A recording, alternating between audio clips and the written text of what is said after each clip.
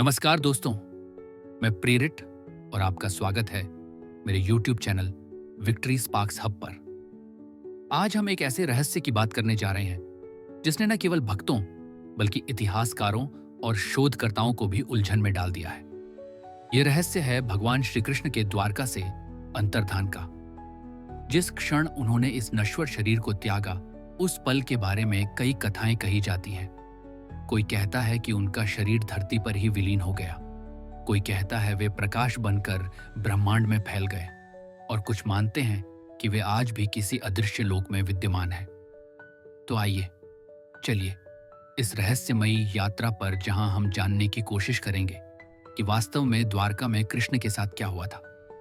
महाभारत का युद्ध समाप्त हो चुका था। कुरुक्षेत्र की भूमि पर रक्त की नदी बह चुकी थी। पांचों पांडव विजयी होकर भी भीतर से टूट चुके थे, क्योंकि इस विजय की कीमत बहुत भारी थी। दूसरी ओर स्वयं भगवान श्री कृष्ण का मन भी भारी था।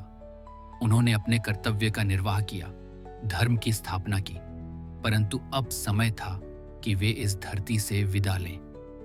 द्वारका नगरी में शांति तो थी, लेकिन भीतर ही भीतर एक अशुभ समय का संकेत मिल रहा था। महाभारत युद्ध के बाद गांधारी ने कृष्ण को श्राप दिया था कि जिस तरह उसकी संतानों का नाश हुआ, उसी प्रकार कृष्ण के यदुवंशी कुल का भी विनाश होगा। कहते हैं वही श्राप धीरे धीरे फलित होने लगा। यदुवंशी आपस में कलह करने लगे, मतभेद बढ़ने लगे, और अंततः एक दिन उनका आपसी संघर्ष महाभारत युद्ध से भी भयंकर हो गया। द्वारका की भूमि पर ही यदुवंशियों ने एक दूसरे का संहार कर डाला। पूरा वंश मानो स्वयं अपनी ही ज्वाला में भस्म हो गया। इस विनाश के बाद श्री कृष्ण अकेले रह गए। कहते हैं वे समुद्र के किनारे प्रभास क्षेत्र में चले गए। वहां एक विशाल वटवृक्ष के नीचे उन्होंने विश्राम किया। उनका मन शांत था, क्योंकि वे जानते थे कि यह सब नियति का हिस्सा है। वे जानते थे कि इस पृथ्वी पर उनका अवतार केवल एक निश्चित उद्देश्य के लिए था, और अब वह उद्देश्य पूर्ण हो चुका था। इसी समय की एक घटना सबसे अधिक रहस्यमयी है।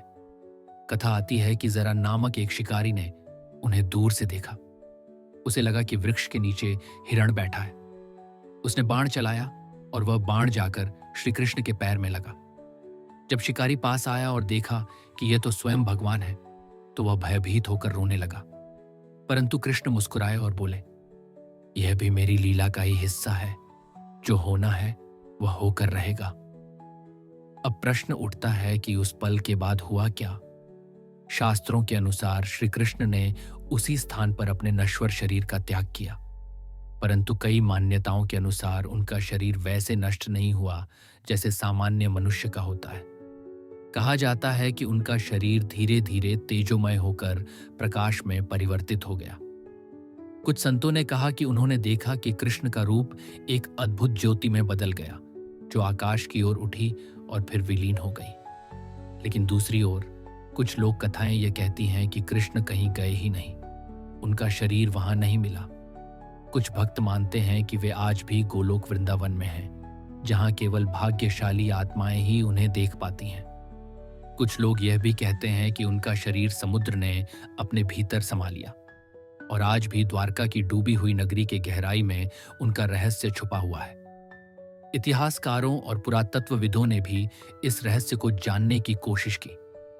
द्वारका के तट पर समुद्र के भीतर जब उत्खनन हुआ, तो वहां प्राचीन नगर के अवशेष मिले।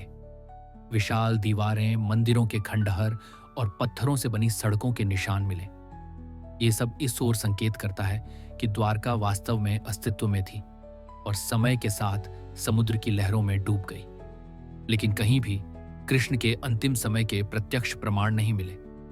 यही तो इस रहस्य को और गहरा बना देता है। अब कल्पना कीजिए उस क्षण की। समुद्र की लहरें शांत थीं, आकाश पर सूर्य अस्त हो रहा था, और वट वृक्ष के नीचे विराजमान कृष्ण धीरे धीरे अपनी आंखें मूंद रहे थे। उनके होठों पर मुस्कान थी, मानो वे कह रहे हों, मेरा काम यहां पूरा हो गया, अब समय है लौटने का। और तभी अचानक उनका शरीर चमकने लगा। उनकी नीली आभा एक सुनहरी रोशनी में बदल गई, जिसने चारों ओर के वातावरण को भर दिया। पक्षी मौन हो गए, हवा ठहर गई, और ऐसा लगा मानो संपूर्ण प्रकृति स्वयं इस दिव्य क्षण की साक्षी बन गई हो। शिकारी जरा ने जब यह दृश्य देखा तो उसकी आंखें आंसुओं से भर गईं। वह सोच भी नहीं पा रहा था कि यह कोई साधारण मृत्यु है। उसने देखा कि धीरे धीरे कृष्ण का शरीर गायब हो रहा है और केवल एक प्रकाश की किरण आकाश की ओर जा रही है। जब वह प्रकाश अंततः विलीन हो गया तो उसके सामने केवल खाली भूमि बची थी। किंवदंती यह भी कहती है कि उस क्षण समुद्र की लहरें तेज हो गईं, मानो स्वयं समुद्र ने भगवान को अपने भीतर समा लिया हो।